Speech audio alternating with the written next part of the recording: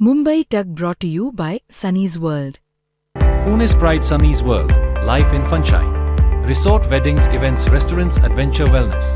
Sunny's World, perfect destination for every occasion. नमस्कार, मी हर्षदा परब आणि तुम्ही पाहताय हा व्हिडिओ आहे मुंबई तकचा। मैं किसी को छेड़ता नहीं और अगर किसी ने मुझे छेड़ा तो उसे छोड़ता नहीं। हे माझं वाक्य नाहीये, हे वाक्य आहे एकनाथ शिंदेंचं। एकनाथ शिंदेंनी साताऱ्यातल्या सभेमध्ये जाहीरपणे केलेलं हे वक्तव्य आहे आणि ते असंही म्हटलेत की मी कुणाच्या आडव्यात शिरत नाही। शिंदे काय म्हटले हे आपण समजून घेणारच आहोत, पण महत्त्वाचं आहे ते म्हणजे की साताऱ्यामध्ये जिल्हा परिषदेच्या अध्यक्षपदाच्या निवडीवरनं जे काही रणकंदन झालं होतं त्याच्यानंतर शिवसेना आणि भाजपमध्ये एक मोठा राडा झाला असं म्हटलं जात असतानाच प्रत्यक्ष मात्र महाराष्ट्राच्या राजकारणावर त्याचा तसा परिणाम झाल्याचं पाहायला मिळालं नाही। हो, पण शिंदेंचे अनेक नेते आतून नाराज आहेत आणि त्यातल्या त्यात शंभूराज देसाई अधिक नाराज आहेत, कारण त्यांचं रक्त सांडलेलं आहे, त्यांच्या साताऱ्यात त्यांच्या मायभूमीमध्ये त्यांचा अपमान झालेला आहे। याच्यामुळे सुद्धा शंभूराज देसाई हे नाराज आणि दुखावले गेलेले आहेत। पण शंभूराज देसाईंचं हे दुखावणं थेट भिडलेलं आहे ते शिंदेंच्या काळजाला आणि म्हणून मी शिवसैनिक, मी कार्यकर्ता असं म्हणत साताऱ्यामध्ये त्यांनी अगदी म्हणजे कुठलंही प्रयोजन नसताना, तसं पाहायला गेल्यावर कुठलंही विशेष प्रयोजन नसताना एक सभा घेतली आणि महत्त्वाचं आहे ते म्हणजे की मोठा तामझाम करत आपलं म्हणणं मांडलं नव्हे, कोणाला तरी डिवचलं। हे नेमकं कोणाला डिवचलं? साहजिकच आहे भाजपला डिवचलं, पण खरोखरच शिंदेनी भाजपला डिवचलं का? शिंदे आता भाजपच्या आडव्यात शिरण्याचा प्रयत्न करतायत आणि शिंदे असं नेमकं का करतायत या सगळ्याबद्दल आपल्याला या व्हिडिओमध्ये चर्चा करायची आणि ही चर्चा करण्यासाठी माझ्यासोबत सांगलीहून जोडले गेलेले आहेत हनुमंत मोहिते सर। हनुमंत मोहिते सर का आहे सुद्धा मी सांगते ते म्हणजे की सर खरं तर तुमचं स्वागत आहे। सर का तर पश्चिम महाराष्ट्रातला सातारा, सांगली, सोलापूर हा एक महत्त्वाचा बेल्ट आहे आणि असं म्हणतात ते म्हणजे की राजकारण फिरतं तेव्हा या तीन जिल्ह्यांमध्ये साधारणतः कमी जास्त पद्धतीनं फिरताना एकच सारखं वाटत राहतं, म्हणून सुद्धा सांगलीमधनं आपण हनुमंत मोहिते सरांना घेतलेलं आहे। सर, सगळ्यात आधी तर मी सांगते की शिंदे नेमकं काय बोललेले आहेत, ग्राफिक्सच्या माध्यमातून ते तुम्हाला सुद्धा बघता येणार आहे। सुरुवातीला शिंदेंनी खरं तर कशी जिल्हा परिषदेमध्ये आपण मजल मारली, आपण म्हणजे शिवसेनेनं मजल मारली याच्याबद्दलचा उल्लेख केला। त्यांनी असं म्हटलं की जिल्हा परिषदेचे 15 सदस्य आपण निवडून आणले, साताऱ्यातल्या पंचायत समितीमध्ये 30 सदस्य निवडून आणले, नगराध्यक्ष आले, 39 नगरसेवक आपले आले, असं सगळं शिंदेंनी सांगितलं। आणि त्यानंतर त्यांनी कशी ही शिवछत्रपतींची भूमी आहे, कसं शिवछत्रपतींच्या आदेशानं किंवा शिवछत्रपतींचा जो विचार आहे ती घेऊन चालणारी भूमी आहे याच्याबद्दलचा उल्लेख केला। आणि शिंदे हे देखील विसरले नाहीत, त्यांनी उल्लेख केला की सातारचा सुपुत्र आणि भूमीचा भूमिपुत्र म्हणून बोलतो आहे असं सुद्धा ते म्हटलेले आहेत। या साताऱ्यानं इतिहास घडवला आणि सातारा बदललाय, काम करणाऱ्या माणसाच्या मागे उभं राहण्याचा सातारकरांनी निर्णय घेतलाय याची सुद्धा आठवण शिंदेंनी आपल्या या भाषणामध्ये करून घेतली। याच वेळेस त्यांनी मुख्यमंत्री असताना कसे 567 निर्णय घेतले आणि लोकहिताचे निर्णय कसे आपण झटपट घेतो याची सुद्धा एकदा आठवण करून दिलं। आणि तेव्हा ते असं म्हटले की इथं बाळासाहेबांची शिकवण आहे आणि साताऱ्याची भूमिका आहे, यांनी लढायला, संघर्ष करायला शिकवलंय, झुकायचं नाही, वाकायचं नाही, थांबायचं नाही, लढायचं आणि लढत राहायचं, ही साताऱ्याची भूमी आहे असं त्यांनी सांगितलं। आणि स्थानिक स्वराज्य संस्थेमध्ये आपण म्हणजे शिवसेनेनं इतिहास घडवला हे सुद्धा त्यांनी उल्लेख केला। आता त्यांनी एक गोष्टीचा उल्लेख केला ते म्हणजे की शंभूराज देसाईने मगाशी काय सांगितलं ते तुम्ही ऐकलंय, म्हणजे ते मी काय केलंय ते आपण पाहिलंय असं त्यांनी म्हटलं। सातारा ही संस्कृती, परंपरा जपणारी भूमी आहे, इथं वाकडं तिकडं करून चालत नाही। जे काय झालं ते राजकारण खालच्या पातळीवरचं झालं, खालच्या दर्जावरचं झालं, हे साताऱ्यातली जनता सहन करणार नाही। हे साताऱ्याचं रक्त, मानसिकता वेगळी आहे। योग्य वेळी मी सगळं बोलेन, कारण आपल्या सगळ्यांना माहित आहे हा एकनाथ शिंदे साताऱ्याचा सुपुत्र आहे, स्वभावाला रोखठोक आहे, हिशोबाला चोख आहे। मैं किसी को छोड़ता नहीं, किसी ने छेड़ा, मैं किसी को छेड़ता नहीं, किसी ने छेड़ा तो मैं छोड़ता नहीं, हा माझा स्वभाव आहे। मी कुणाच्या आडव्यात जात नाही, मी माझं काम करत असतो, मी चुकीचं काम कधी डोक्यात विचारच आणत नाही, याचं हे करा, त्याचं ते करा, अमकं करा, तमकं करा, कधी नाही। मी पॉझिटिव्ह, प्रॅक्टिकल आणि कन्स्ट्रक्टिव्ह काम करतो, लोकांना काय द्यायचं तीच शिकवण शिवसैनिकांना पण आहे. सत्तेचा वापर लोकांच्या भल्यासाठी केला पाहिजे. सत्ता असते ती लोकांच्या भल्यासाठी वापरली पाहिजे. सत्ता आहे, सत्ता येते, सत्ता जाते आणि पुन्हा सत्ता येते. सत्ता हे साधन नाही, सत्ता हे लोकांना मदत करणारं माध्यम आहे असं म्हणत शिंदेंनी डिवचलं जरूर आहे. पण ते नेमकं कोणाला डिवचलेलं आहे? निश्चितच जे काही दिवसांपूर्वी साताऱ्यात घडलं त्यानुसार भाजपला डिवचलंय असं म्हणता येईल का सर? निश्चितच जर आपण बघितलं असेल तर ज्यावेळेस सातारमध्ये पालकमंत्री शंभूराज देसाई यांना धक्काबुक्की तिथं झाली, म्हणजे तिथले ते तत्कालीन पोलीस अधीक्षक होते तुषार दोशी, त्यांच्यावर आरोप शंभूराज देसाईंनी केलेले होते आणि विधानसभेसोबत त्याचे पडसाद उमटले. आणि विधानसभेमध्ये आपल्याला माहिती आहे की जे भाषण केलं एकनाथ शिंदेनी त्यावेळेस सुद्धा लोकशाहीचा गळा घोटला गेला अशा प्रकारचं दिलं. आणि मी तिथं पोलीस अधीक्षक आणि राज्याच्या पोलीस महासंचालकांना फोन करून सुद्धा काही गोष्टी झाल्या नाहीत त्याच्याबद्दल केलं. आणि मग त्यानंतर पोलीस अधीक्षकांना निलंबित करण्याचा आदेश त्यावेळेला आपल्याला माहिती आहे की नीलम गोरेने उपसभापती पुढे दिलेला.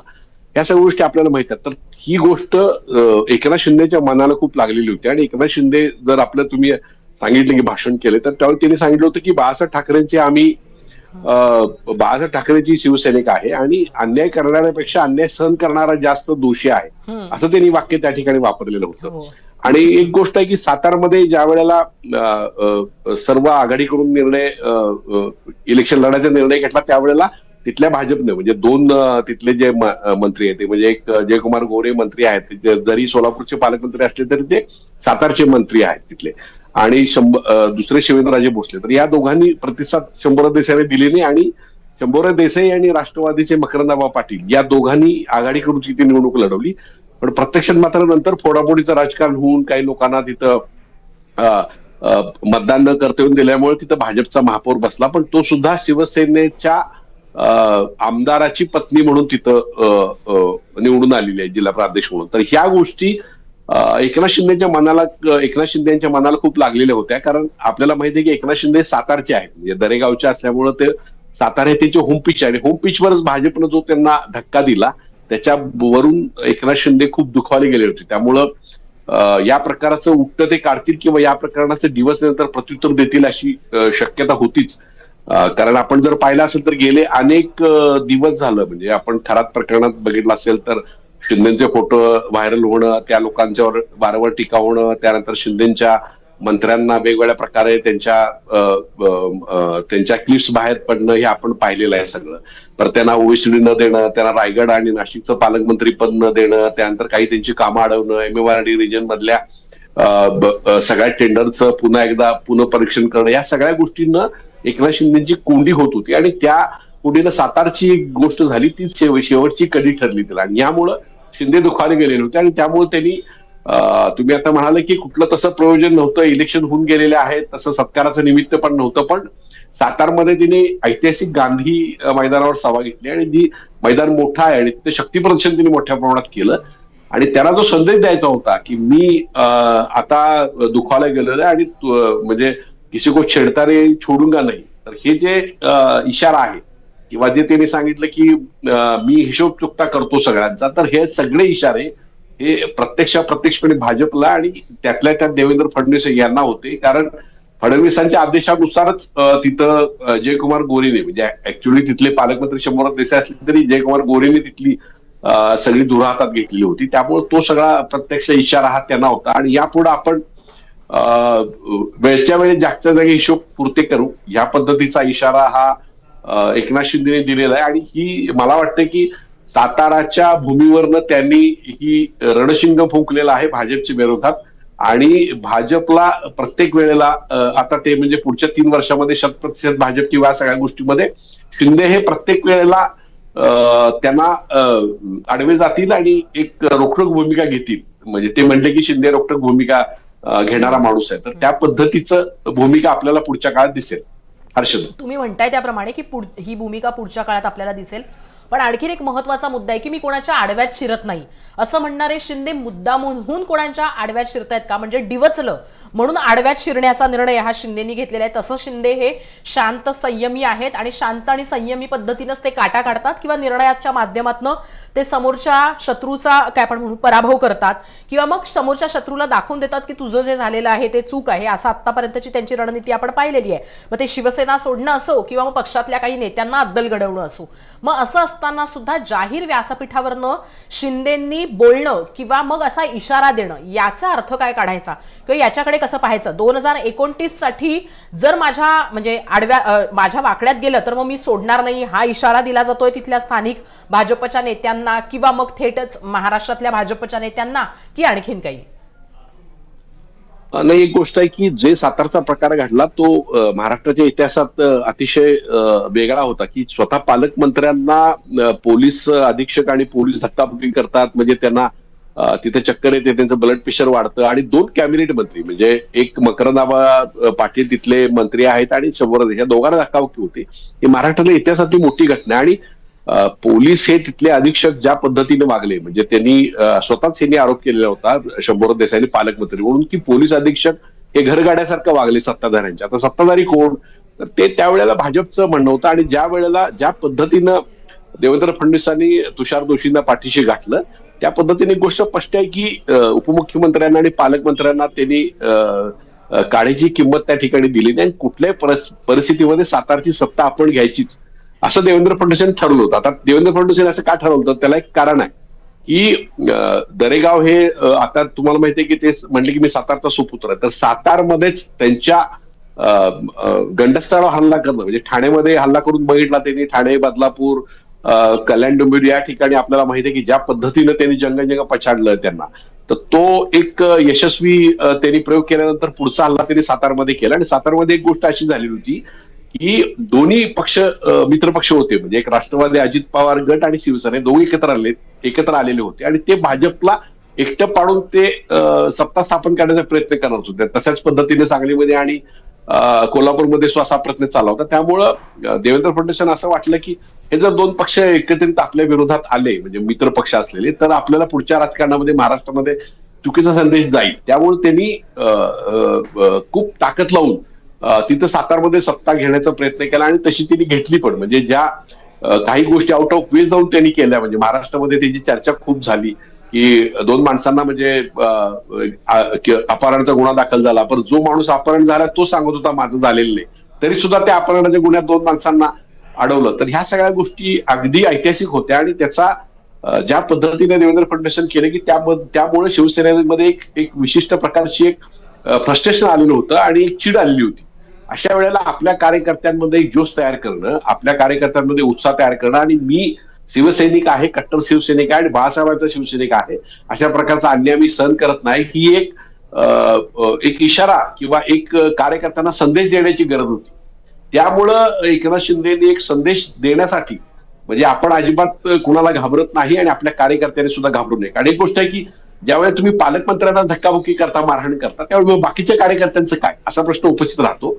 त्यामुळं कार्यकर्त्यांना एक प्रकारचा एक वेगळा मेसेज गेला असता. त्यामुळं याला रिटायरमेंट करणं आवश्यक होतं आणि तीच संधी ही एकनाथ शिंदेनी साधली आणि त्या पद्धतीने कार्यकर्त्यांना रिचार्ज केलं की मी आता मैं किसी को छेडता नाही छोडूंगा नाही ही भाषा त्यांनी वापरली किंवा मी चुकता करणार म्हणून सांगितलं किंवा हे या धरती म्हणजे ही शिवाजी महाराजांची धरती इथं अन्याय सहन केला जात नाही तर वाकडं केलं तर कोणाला खपत नाही. तर अशा प्रकारची जी तुम्ही वाक्य 10-12 ऐकली तर ही पूर्णपणे भाजपला अंगावर घेणारी आणि देवेंद्र फडणवीसांना इशारा देणारी आहे. यापुढे आम्ही किंवा या वेळी सुद्धा आम्ही आता स्वस्थ बसणार नाही या पद्धतीचा इशारा आणि आपल्या कार्यकर्त्यांना एक संदेश की तुम्ही अजिबात घाबरू नका, मी तुमच्या बरोबर आहे आणि आपण सगळे मिळून या पद्धतीने काम करू असा इशारा त्यांनी दिलेला आहे. हर्षद, आता यातनं 2 गोष्टी लक्षात येतात. एकीकडे भाजपच्या नेत्यांना म्हणजे ज्या भाजप बरोबर किंवा जी महासत्ता म्हणून ज्या म्हणजे एकनाथ शिंदे ज्या भाजप बरोबर राहिले किंवा राहण्याचा निर्णय घेतलेला आहे त्या भाजपला डिवचण्यासाठी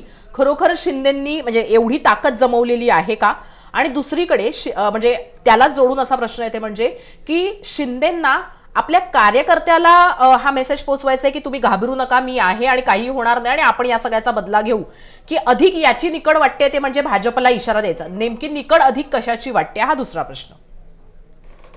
नाही, एक गोष्ट आहे की मी तुम्हाला म्हटलं की ज्या वेळेला सातारमध्ये जे प्रकरण झालं तर त्या प्रकरणानंतर त्यांना एक कार्यकर्त्यांना संदेश देण्याची गरज होती. कारण मी तुम्हाला म्हटलं की आता पालकमंत्री पदासाठी नाशिकच्या पालकमंत्र्यांसाठी अडून बसलेले होते किंवा रायगडच्या पालकमंत्री अडून बसलेले होते. पण इथं पालकमंत्र्यांना जर सातारमध्ये मारहाण होत असेल तर मग कशाला पालकमंत्री घेऊन करायचं काय? म्हणजे तुम्हाला पालकमंत्री पद दिलं आणि अधिकारच नसतील तर त्याचा त्या पालकमंत्रीपद अर्थ काय, असा एक प्रश्न होता. त्यामुळे कार्यकर्त्यांना असं वाटलं की आपण म्हणतोय पालकमंत्री पदासाठी नाही, जर आपल्याला गृहमंत्री आणि मुख्यमंत्री सांगत असतील तर त्याचा उपयोग काय, असा प्रश्न होऊ शकतो. त्यामुळे तो एक कार्यकर्त्यांना संदेश देणं होता. आणि पश्चिम महाराष्ट्रामध्ये कसं आहे की एक गोष्ट आहे की अजित पवार यांच्या निधनानंतर एक स्ट्रॉंग मराठा लीडर म्हणून एकनाथ शिंदे पुढे जात होते. आणि तुम्हाला माहिती आहे की ज्या वेळेला अजित पवारांचं निधन झालं त्यावेळेला राष्ट्रवादीचे कोण नेते फारसे प्रचाराला इकडे पश्चिम महाराष्ट्रात आले नव्हते. आणि देवेंद्र फडणवीसांनी सुद्धा ठरवले होते की आपण प्रचार फारसा करायचा नाही. पण एकनाथ शिंदेने मात्र सांगली, सातारा, कोल्हापूर, सोलापूर या ठिकाणी सभा घेतलेल्या होत्या. आणि बार्शीमध्ये त्यांनी एक पॅटर्न असा केलेला होता की भाजप विरोधात सगळे एकत्र त्यांनी करायचा प्रयत्न केलेला होता. तशाच पद्धतीचा एक प्रयत्न त्यांनी पश्चिम महाराष्ट्रामध्ये करण्याची चाचपणी सुरू केलेली होती राष्ट्रवादीला घेऊन. आणि एक गोष्ट होती की अजित पवारांची जी स्पेस तयार झाली होती एक स्ट्रॉंग मराठा नेता गेल्यानंतरची, तर त्या पद्धतीची स्पेस ही घेण्याचा प्रयत्न त्यांचा होता. तर ह्या 2-3 गोष्टी ह्या देवेंद्र फडणवीसांना फार थोड्या खुपल्याला वाटत होत्या आणि त्या पक्षाला थोडा चाप लावला पाहिजे असं वाटत होतं. त्यामुळे त्यांनी जे सातारमध्ये केलं हे सगळं आश्चर्यकारक होतं. आणि त्याला एक कार्यकर्त्यांच्या पातळीवरचा संदेश देणं सगळा विषय, आणि त्यानंतर कार्यकर्त्यांना रिचार्ज करणं, आपल्या कार्यकर्त्यांना विश्वास देणं हा एक मुद्दा. आणि दुसरा मुद्दा की देवेंद्र फडणवीसांनी ज्या पद्धतीनं तो निर्णय तुषार दोशींचा फिरवला, म्हणजे राम शिंदेनी पुन्हा तो निर्णय फिरवला आणि तुषार दोशींची नियुक्ती परत चांगली त्यांची आता झालेली आहे सगळ्या गोष्टी. त्यानंतर त्या पद्धतीनं सातारमध्येच काय त्याच्याबद्दल गुन्हे नोंद झाले नाहीत किंवा त्याच्याबद्दल सुनावणी झाली नाही.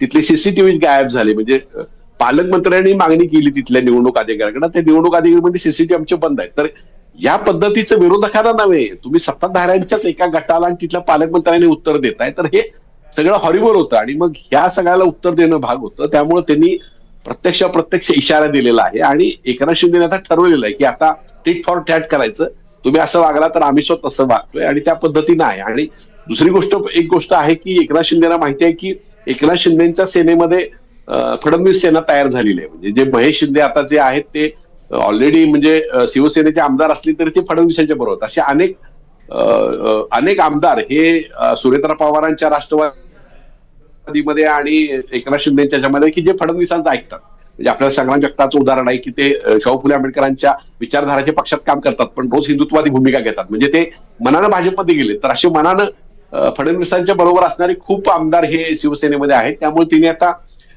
पक्क ठरवलेलं आहे की आता आपल्याला ताकदीने उतरायचं आहे. मग भले त्याला मग थोडं केंद्रीय पातळीवरचं बळ असेल, बाकी सगळ्या गोष्टी असतील, पण त्याची सुरुवात त्यांनी स्वतःच्या होम ग्राउंडवरनं सातारमध्ये केली. आणि सातारमध्ये जे त्यांना भोगायला लागलं तर त्याच्यासाठी ते करतात आणि ते पक्ष सुद्धा बांधणीचं काम करतात. हर्षदा, पश्चिम महाराष्ट्राचा उल्लेख आला म्हणून सर, पश्चिम महाराष्ट्राच्या दृष्टीने जर विचार केला तर साताऱ्यातनं शिंदेंनी अशा पद्धतीनं भाजपच्या स्थानिक नेतृत्वाला, किंबहुना असं म्हणूयात की त्या स्थानिक नेतृत्वाच्या माध्यमातून थेट राज्यातल्या नेतृत्वाला आव्हान देणं हे पश्चिम महाराष्ट्रामध्ये कसा मेसेज देतं? म्हणजे आता आपल्याकडे एक दुसरा ऑप्शन आहे, असा मेसेज जाऊ शकतो की पश्चिम महाराष्ट्रामधल्या शिवसैनिकांना एक ऊर्जा देणं हा मेसेज आहे, म्हणजे पूर्ण पश्चिम महाराष्ट्रातल्या, फक्त साताऱ्यातल्या नाही. आणि त्याचबरोबर कुठेतरी अशा पद्धतीनं जर आपल्याला डिवचलं तर मग मात्र आता आपण सोडत नसतो, हे फक्त बोलून नाही तर कृतीतनं सुद्धा शिंदेंना दाखवावं लागेल. तर शिंदेंकडे आजच्या घडीला पश्चिम महाराष्ट्रामध्ये तशी ताकद आहे का की ते वेळ पडली तर मग हा जो सगळा खेळ बसवलेला आहे किंवा हा जो काही सगळा खेळ सुरू आहे तो पश्चिम महाराष्ट्रातनं बदलू शकतात किंवा मग स्थानिक पातळीवर तरी या खेळानं प्रत्युत्तर देऊ शकतात? तुम्ही म्हणताय ते बरोबर आहे. आता कसं झालंय की मुंबईमध्ये आणि कोकणामध्ये शिवसेनेची कोंडी भाजपनं केलेली आहे. म्हणजे कोकणात सुद्धा आपल्याला माहिती आहे की ज्या पद्धतीनं शिंदेची कोंडी झाली, MMRD रिजन मध्ये कोंडी झाली, त्यामुळं आपल्या पक्ष विस्ताराची एक मोठी स्पेस आहे ती पश्चिम महाराष्ट्रात असं शिंदेच्या लक्षात आलं. आणि त्यानंतर मग त्यांचा प्रयत्न सुरू होता, पण अचानकपणे अजितदादांचं निधन झालं. आणि अजितदादा निधन झाल्यानंतर त्यांना एक लक्षात आलं की एक मराठा लीडर आणि पश्चिम महाराष्ट्रातली स्पेस आपल्याला मिळेल. म्हणजे एक सांगली, सातारा, कोल्हापूर, सोलापूर, पुणे या ठिकाणी शिंदे सेनेचं अस्तित्व तसं थोडं आहे. त्यामुळे इथं आपल्याला स्पेस मिळेल हे त्यांना वाटलं. त्यामुळे त्यांनी जोरदार तयारी सुरू केलेली आहे तशी त्या पद्धतीनं. आणि तुम्हाला माहिती आहे की पक्षाचे मेळावे पण इथे झालं, BLNचे मेळावे पण सुरू झालेत. म्हणजे BLNचे मेळावे घेणं किंवा पक्ष संघटनेचे मेळावे घेणारे सध्या दोनच पक्ष आहेत, एक शिवसेना आणि भाजप. तर भाजपच्या ज्या पद्धतीने पक्ष संघटनेचं एक कामकाज चालतं त्या पद्धतीनं इथे एकनाथ शिंदेने सुरू केलं. आणि पश्चिम महाराष्ट्रामध्ये आपल्याला माहिती आहे की तिथं कोल्हापूरमध्ये सुद्धा प्रयत्न झाला की शिवसेना आणि भाजप, शिवसेना आणि राष्ट्रवादी एकत्र येणं, पण तिथं चंद्रकांत दादांनी करून मग तिथं सेटलमेंट झाली. आता सांगलीत तुम्हाला सांगतो, सातारची निवडणूक झाल्यानंतर सांगलीमध्ये सुद्धा अशा प्रकारचा प्रकार भाजपनं इथं केलेला होता. म्हणजे संजय काका पाटील यांनी त्या जयंत पाटील जिथं होते सगळे सदस्य होते तिथं जाऊन पोलीस घेऊन तिथं सगळ्यांना चर्चा केली आणि तिथं बरंचच गोंधळ झाला तिथं. पण स्वतः जयंत पाटील आणि बाकीच्या लोकांनी स्ट्रॉंग भूमिका घेतल्यामुळे तिथं फारसं जमलं नाही. फक्त 2 सदस्य त्यांच्यावर आले. तर तिथं सुद्धा सांगलीत सुद्धा प्रकार झाला. पण सांगलीमध्ये सुद्धा अशी एक गंमत झाली की भाजपच्या विरोधात दोन्ही राष्ट्रवादी, काँग्रेस आणि शिवसेना एकत्र आली. तुम्हाला आश्चर्य वाटेल की सांगलीमध्ये एकनाथ शिंदेचा शिवसेनेचा सभापती इथं सांगलीमध्ये जिल्हा परिषदमध्ये आलेला आहे. तर तुम्हाला सातारचा जो प्रकार बघून सांगलीतली शिवसेनानं इथं सहभागी सत्तेत झाली, म्हणजे काँग्रेस राष्ट्रवादी बरोबर. तर हे कॉम्बिनेशन आहे ना, हे एकनाथ शिंदे करतायत. म्हणजे तुम्हाला माहिती की एकनाथ शिंदेचा त्या तिथं तुम्ही बघितलं असाल तर भकरदाबा पाटलांच्या बरोबर आणि शंभूराज देसाईंच्या बरोबर शशिकांत शिंदे पण तिथं होते, तुम्हाला आठवत असेल तिथं. तर हे सगळ्या ग्रुपला एकत्र करून ते भाजपच्या विरोधात अप्रत्यक्ष आघाडी करतात का काय, अशी परिस्थिती आहे. आणि हेच भाजपला नेमकं खटकतंय. आणि ह्याच रणनीती ही पश्चिम महाराष्ट्रामध्ये एकनाथ शिंदेची आहे की आता आपल्याला पुढच्या वेळेला 2029ला कदाचित सोबळावर जाऊ शकतं किंवा भाजप सोबळावर जाऊ शकतं. कारण असं आहे की आपल्याला माहिती आहे की जे डिलिमिशन कमिटीचं जे विधेयक होतं ते आता पडलेलं आहे. त्यामुळे जागा वाढण्याचा विषय आता जवळजवळ संपलेला आहे. त्यामुळे आहे त्या जागांमध्ये भाजपनं जी आयात केलेली आहे त्याला तिकीट मिळणं अवघड होणार आहे. त्यामुळे मित्र पक्षांना पुढे भाजप बरोबर घेईल की नाही, आणि ज्या पद्धतीनं अमित शहानी कुबड्या आम्हाला नको असं सांगितलेलं आहे त्या पद्धतीनं सोबळावर लढण्याची तयारी 29ला भाजप करू शकतं, अगदी जवळजवळ निश्चित असं दिसतंय. तर तीच तयारी शिंदे करतात. आणि शिंदेने आता म्हणजे मला तर माहिती आहे की सांगली, सातारा, कोल्हापूर, सोलापूर, पुणे या अनेक माजी आमदार वगैरे या सगळ्यांना श्रीकांत शिंदे फोन करतायत, आजी खासदारांना फोन करतायत, तुम्ही कुठल्याही परिस्थितीमध्ये आमच्याकडे या, आपण असं करू तसं करू, आपण तुम्हाला निधी देऊ वगैरे. तर अशा प्रकारची सगळी रणनीती सुरू आहे. त्यामुळे पश्चिम महाराष्ट्रात जे नुकसान त्यांचं मुंबई ठाणे परिसरात झालेलं आहे किंवा जे पॉलिटिकल थोडं नुकसान झालंय ती पश्चिम महाराष्ट्रात भरून काढण्याची रणनीती त्यांची निश्चित दिसतेय. आणि त्याचं एक मूर्तिमंत उदाहरण म्हणजे सांगलीत झालं. म्हणजे सांगलीत ही दोघं सगळे एकत्र आहेत भाजपचे विरोधात. त्या पद्धतीनं सध्या एकनाथ शिंदेची वाटचाल सुरू आहे. हर्षद सर, मला अगदी थोडक्यात सांगाल, म्हणजे तुम्ही खरं तर एक इनसाइड स्टोरी सांगितली की कसं श्रीकांत शिंदे आजी माझी आमदारांना जोडण्याचा प्रयत्न करत आहेत आणि आपल्याकडे वळवण्याचा प्रयत्न करत आहेत. तर शिवसेना पक्ष म्हणून मजबूतीकरणासाठी शिंदेचे तिथे कसे प्रयत्न सुरू आहेत, नॉट ओन्ली सातारा पण पूर्ण पश्चिम महाराष्ट्राच्या पट्ट्यामध्येच. आणि खरोखर शिवसेनेच्या दृष्टीनं सकारात्मकता तिथं आहे का, शिंदेचा फेस म्हणून तरी ती सकारात्मकता आहे का? निश्चितच. आता पूर्वी पश्चिम महाराष्ट्रामध्ये शिंदेचा थोडा वावर कमी होता, पण आता त्यांनी पूर्णपणे कॉन्सन्ट्रेट केलेला आहे. त्यामुळे त्यांनी जवळजवळ एक 40 जिल्हा परिषद सदस्य आणि साधारण एक 60-62 पंचायत समिती सदस्य, काही नगराध्यक्ष त्यांनी निवडून आणलेले आहेत. आणि सांगली, सातारा, कोल्हापूर, सोलापूर, पुणे या ठिकाणी ते लक्ष केंद्रित केलंय. सातारची जबाबदारी शंभूराज देसाईने आता बाकी सगळ्यांनी घेतली. आता तुम्हाला तिथं जे महेश शिंदे ज्या मतदारसंघातून, कोरेगाव मतदारसंघातून येतात, तिथनंच त्यांनी एक राजाभाऊ बर्गे नावाचा पक्षप्रवेश त्यांनी भाजपकडनं करून घेतलेला आणि ते आता पुढचे त्यांचे तिथं उमेदवार असतील. इथं तुम्हाला माहिती आहे की प्रकाश आंबेडकर कोल्हापूरला पालकमंत्री आहेत, सांगलीमध्ये सुहास बाबर आहेत, तर त्यांच्याकडे जबाबदारी दिली. आणि पक्षाचे प्रभारी नेमणं, त्यानंतर BLN नेमणं, त्यानंतर पक्षाचे मेळावे घेणं, तर हे आपण जनरली भाजपमध्ये बघतो. म्हणजे बाकीचे पक्ष याच्यात अग्रेसिव्ह नसतात, पण त्यांचे मेळावे सुरू आहेत, पक्षाचे मेळावे सुरू आहेत. तुम्ही जर भाषण परवाच ऐकलं असेल एकनाथ शिंदेचं, तर आपल्याला आता SRI वर लक्ष द्यायला पाहिजे, आपले मतदार वगळता कामा नये, अशा प्रकारचं त्यांनी केलेलं आहे. तर पूर्णपणे तयारी त्यांनी पश्चिम महाराष्ट्रात, म्हणजे आता तुम्हाला मी गौप्यस्फोट म्हणून सांगतो की श्रीकांत शिंदेनी इथं सांगलीचे अपक्ष खासदार विशाल पाटील जे काँग्रेसचे, त्यांना ऑफर दिलेली होती की आम्हाला पश्चिम महाराष्ट्रामध्ये सहकारातला एक चांगला चेहरा नाही आमच्याकडे, आम्हाला सहकार क्षेत्रावर जरा करायचा आहे, तर सहकार क्षेत्राची जबाबदारी तुम्ही घ्या, तुम्हाला आम्ही सर्व ती ताकद पुरवू, अशी ऑफर त्यांना दिलेली होती. तर ह्या प्रकारचं शिंदेची रणनीती सुरू आहे. म्हणजे तुमच्या लक्षात आलं असेल की काय नेमकं सुरू आहे. तर ह्या पद्धतीच्या गोष्टी सुरू आहेत, त्यामुळे ते पूर्णपणे तयारी उतरत आणि त्याची सुरुवात माझ्या मते सातारापासून झालेली आहे. हर्षद, तर जसं सर सांगतायत त्याप्रमाणे मैं किसी को छेड़ता नहीं और अगर कोई मुझे छेड़े तो मैं उसे छोड़ता नहीं, तर शिंदेंनी आता जेव्हा त्यांना छेडलेलं आहे तेव्हा न सोडण्याचा निर्णय घेतलेला आहे. किंबहुना हे न सोडण्यातनं शिंदेंनी कालच्या त्यांच्या साताऱ्याच्या भाषणातनं भाजपच्या स्थानिक नेतृत्वासह महाराष्ट्रातल्या नेतृत्वांना छेडलेलं आहे आणि आडव्यात जात नाही म्हणणारे शिंदे आता आडव्यात जाण्यासाठी सुद्धा पश्चिम महाराष्ट्रातनं तयारी करत आहेत, असं सरांच्या बोलण्यावरनं तरी पाहायला मिळत आहे. साताऱ्याच्या या सभेच्या अनुषंगानं आणि शिंदेंनी केलेल्या काही महत्त्वाच्या वक्तव्यांवरनं आपण आत्ता सरांकडनं हे विश्लेषण जाणून घेण्याचा प्रयत्न केलेला आहे.